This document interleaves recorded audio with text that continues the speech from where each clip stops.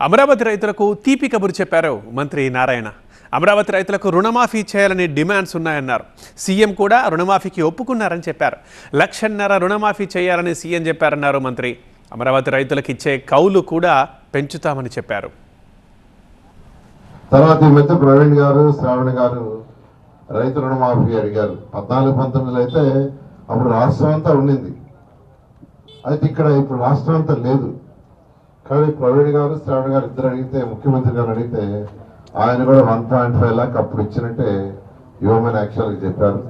అది కూడా తర్వాత యాన్యుటీ పెంచమని కొంతమంది రైతులు అడిగారు. దాన్ని కూడా ముఖ్యమంత్రి గారు చెప్తే ముఖ్యమంత్రి గారు మాట చెప్పారు. 14-19లో యాన్యుటీ డిసైడ్ చేసేటప్పుడు రైతు సేద్యం చేయటం వల్ల ఎంత ఖర్చు అవుతుంది, ఎంత రాబడి వస్తుంది, నెట్ ఎంత మిగులుతుంది అసెస్ చేసి ఫైనలైజ్ చేశారు ఆ రోజు. అదేవిధంగా ఇప్పుడు పరిస్థితుల్లో వాళ్ళకి ఖర్చు ఎంత అవుతుంది, రాబడి ఎంత అవుతుంది, నెట్ ఎంత మిగులుతుంది ఎస్టిమేషన్ చేసుకుని రండి నా దగ్గరికి అన్నారు. అది అధికారులు చేస్తున్నారు. మీతో కూడా డిస్కస్ చేస్తారు, మీ శాసనసభ్యులతో డిస్కస్ చేస్తారు, వారి మీతో డిస్కస్ చేస్తారు. అయిన తర్వాత వీలైనంత తొందరలో దాన్ని కూడా డిసైడ్ చేస్తాను ఈ సందర్భంగా తెలియజేస్తూ.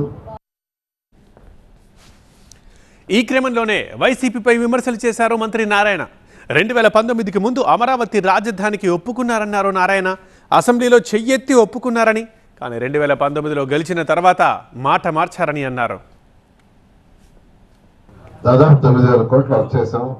ఇందులోకి ప్రభుత్వం మారటం, ఆ వచ్చిన ప్రభుత్వం మాట మార్చి ఎలక్షన్ అంటే 14-19లో అసెంబ్లీలో అదే ప్రభుత్వం, గత ప్రభుత్వం జగన్మోహన్ రెడ్డి గారు అసెంబ్లీలో చెయ్యెత్తి అమరావతి రాజధాని 30,000 ఎకరాలు కావాలని ఆయన చెప్పారు.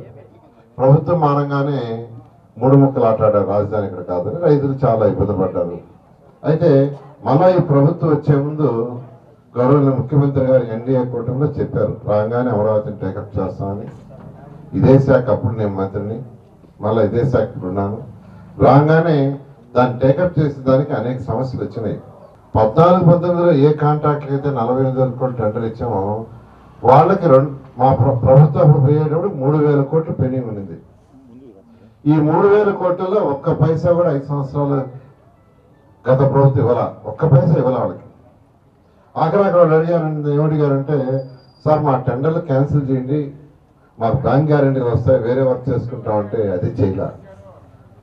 ఎందుకంటే అది క్యాన్సిల్ చేస్తే మళ్ళీ వాళ్ళు కోర్టుకు పోతారు, డబ్బులు ఇవ్వమంటారు, కోర్టు డబ్బులు ఇవ్వాల్సి వస్తుంది. ఇలా వాళ్ళని అనేక ఇబ్బందులు పెట్టారు. సో ప్రభుత్వం రాగానే వాళ్ళందరూ వచ్చి, సార్ మా ప్రాబ్లం సాల్వ్ చేసి తర్వాత మీరు ముందు పోమని రిక్వెస్ట్ చేస్తే ఒక కమిటీ వేసి, high level committee, technical committee, వాళ్ళందరితో అనేక దఫాలు డిస్కస్ చేసి, ఎందుకంటే ఎవరు కోర్టు పోయినా మళ్ళీ వర్క్ ఆగిపోతే ఇబ్బంది పడతాం. ఎవరు కోర్టుకు పోకుండా వాళ్ళతో డిస్కస్ చేసి అన్నీ సాల్వ్ చేసే లోపల 8 నెలలు పెట్టింది.